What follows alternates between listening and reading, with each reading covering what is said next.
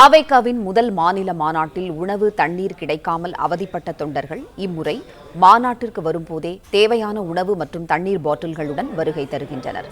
செய்தியாளர் மாணிக்கம் இணைப்பில் இருக்கிறார். மாணிக்கம், உணவு தண்ணீருடன் வருகை தரும் தாவேகா தொண்டர்கள் விவரங்களை சொல்லுங்க.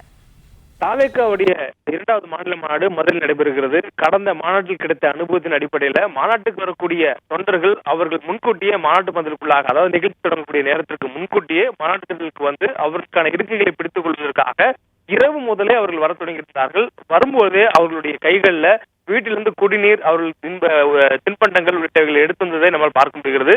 இன்னும் சிலர் அவர்கள் புளியோதரை உள்ளிட்ட உணவு வகைகளை கட்டிக்கொண்டு மாநாட்டு வந்திருக்கிறார்கள்.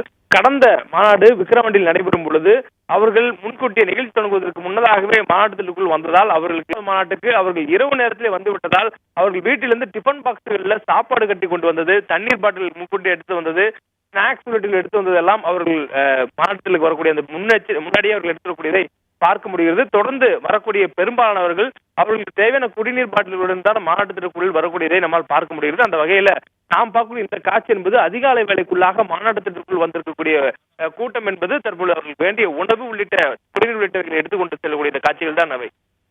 பிளே ஸ்டோர் மற்றும் ஆப் ஸ்டோரில் இருந்து பாலிமர் செயலியை QR கோடு மூலம் பதிவிறக்கம் செய்யுங்கள். செய்திகளை உடனுக்குடன் பெறுங்கள்.